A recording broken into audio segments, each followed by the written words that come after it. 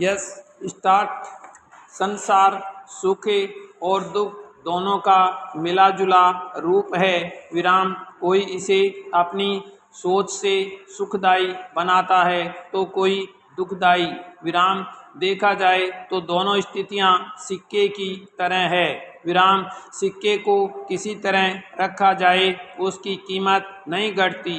विराम इसी तरह जीवन को भी लेना चाहिए। विराम हमारे आध्यात्मिक ग्रंथों में शिव को बहुत सरल देवता के रूप में दर्शाया गया है।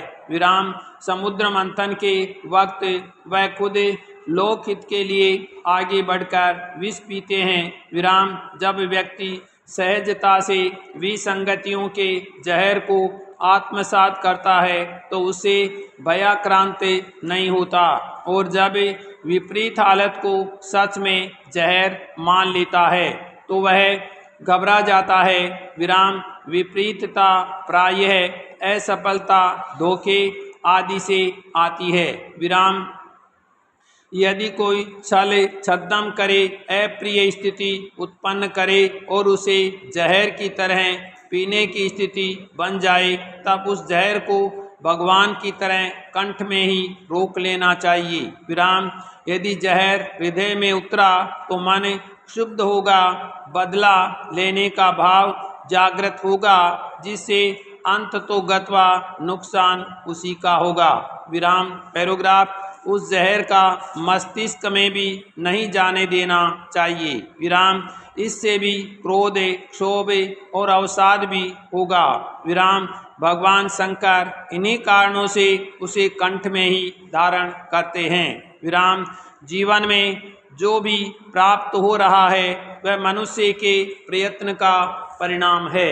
विराम इससे संतुष्ट होने की आदत डालनी चाहिए। विराम याद रखना चाहिए कि जब व्यक्ति नकारात्मक जीवन जीता है तो अज्ञान भय चुपके से उसके जीवन में प्रवेश कर जाता है और यह भय क्षति ही करता है। विराम इसका परिणाम जब गंभीर बीमारी के रूप में प्रत्यक्ष होता है तो समझ में नहीं आता कि अच्छा खाने पीने रहन सहन के बावजूद बीमारी कैसे लग गई। प्रश्नवाचक। इसलिए हर हालात में अपने साधनों संसाधनों पर ही भरोसा करना चाहिए। विराम इसी में मानव जीवन का कल्याण निहित है। विराम पैराग्राफ वैराग्य का अर्थ सब कुछ छोड़कर हिमालय की गुफा में भाग जाना नहीं है। विराम अगर प्रत्येक व्यक्ति घर द्वार छोड़कर हिमालय की गुफाओं के लिए प्रस्थान कर जाए तो क्या वहाँ सभी के लिए स्थान होगा।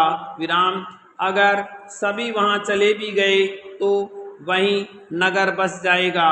विराम सब कोई अगर गुफा में चले गए तो आप सेवा किसकी करेंगे। प्रश्नवाचक। सेवा करने के लिए तो वहाँ नर रूपी नारायण मिलेंगे नहीं। विराम वैराग्य का अर्थ साधु हो जाना भी नहीं है, किंतु धर्माचरण के लिए वैराग्य एक अत्यावश्यक गुण है। विराम पैराग्राफ दुनिया में सब कुछ ही विषय है। विराम विषय छोड़कर आप कहाँ जाएंगे। प्रश्नवाचक। अगर जंगल में चले गए तो वहाँ भी आपकी देह है। विराम वह भी तो विषय है। विराम उसको भी छोड़ना होगा। विराम मन भी तो एक विषय है। विराम ये सब छोड़ देना तो मर जाना है। विराम दुनिया में आए हैं काम करने के लिए, जीने की साधना करने के लिए, मरने की साधना के लिए नहीं। विराम वैराग्य का मतलब हर चीज के बीच में रहना है, किंतु उस वस्तु के रंग से अपने मन को रंगना नहीं है, किंतु उस वस्तु के रंग से अपने मन को रंगना नहीं है, उससे प्रभावित नहीं होना है। विराम दुनिया की प्रत्येक वस्तु आपके वश में हो, न कि आप उसके वश में। विराम ये हुआ वैराग्य। विराम। पैराग्राफ। धर्म क्या है? प्रश्नवाचक। जो आपकी धारणा कर रहे हैं, जो आपके जीवन के आधार हैं, जो आपकी विशेषता है, वही धर्म है। विराम। हर वस्तु अपनी विशेषता के द्वारा परिचित होती है। विराम।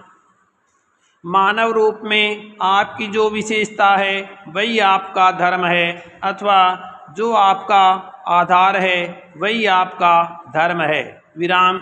इसलिए धर्म का जो निर्देश है वह मानना ही पड़ेगा। विराम। जहाँ धर्म निर्देश है वहाँ प्रश्न नहीं है। विराम। जैसे आपका मन चाहा हम सिर नीचे और पैर ऊपर करके चलेंगे, लेकिन मनुष्य के लिए ये स्वाभाविक नहीं। ऐसा करने से तो आपका ही अहित होना तय है। विराम। यह धर्म नहीं है। विराम। धर्म का निर्देश है कि आपके लिए अपने प्राण जितने प्यारे हैं, दूसरों के लिए भी उनके प्राण उतने ही प्यारे हैं। विराम। ये ज्ञान ही जीवन का मर्म समझने के समान है। विराम। पैराग्राफ। मनुष्य को प्रकृति का वह वरदान प्राप्त होता है कि वह बोल सकता है। विराम। उसके पास एक उन्नत भाषा है। विराम। उस भाषा में वह बातचीत कर सकता है। विराम। विचारों को सोचे समझा या उनका आदान प्रदान कर सकता है। विराम।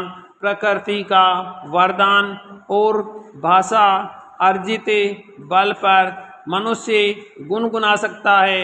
विराम। स्वर पहले में गा सकता है, चाहने और पढ़ने पर रो भी सकता है, चिल्ला भी सकता है। विराम। इस प्रकार की स्थिति के अनुसार मनुष्य को अपनी तथा अपने जैसे अन्य मनुष्यों की ध्वनियाँ सामान्य रूप से सुनना किसी भी प्रकार से हानिकारक नहीं कहा जाएगा। विराम। मनुष्यों की ध्वनियों के अतिरिक्त प्रकृति और प्रकृति के वातावरण से सुनाई देने वाली कुछ ध्वनियाँ हुआ करती है। विराम। पक्षियों का चहचहाना, पत्तों का टकराकर मर मर करना, धारा का सर करते हुए सरकना या बहना। विराम। बादलों और समुद्र की हल्की गर्जना आदि। विराम।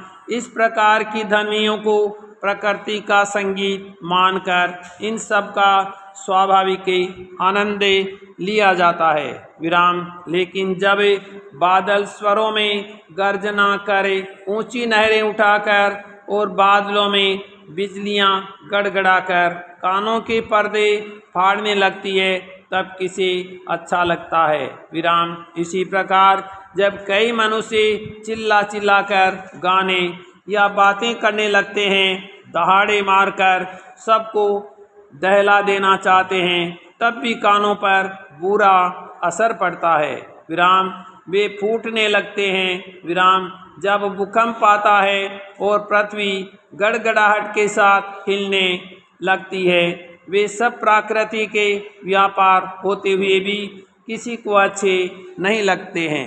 विराम। इस प्रकार के प्राकृतिक ध्वनि विकारों से कानों के पर्दे फाड़ देने से व्यक्ति के बहरे हो जाने का भय बना रहता है। विराम।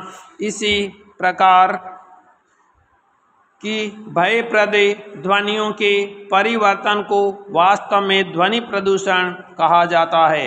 विराम। पैराग्राफ। इस जगत में समस्त जीवनों में भाषा ही वह उपलब्धि है जो मानव को अन्य प्राणियों से विलग करती है। विराम। समाज एवं संस्कृति जो मानव समुदाय की ही विशेषता है, उसे प्रसार और अगली पीढ़ियों में स्थानांतरण में भाषा ही अपना योगदान करती है। विराम। किसी संस्कृति की विशेषताएं, रीति रिवाज, संस्कार और शिक्षाएं इत्यादि भाषा के ही माध्यम से एक पीढ़ी से अगली पीढ़ी में स्थानांतरित होती है। विराम। मानव इतिहास में जैसे जैसे अन्य समाजों के संपर्क में आया, उसमें अपनी भाषा अर्थात मातृभाषा के अतिरिक्त अन्य भाषाओं को भी सीखना और समझना प्रारंभ किया। विराम।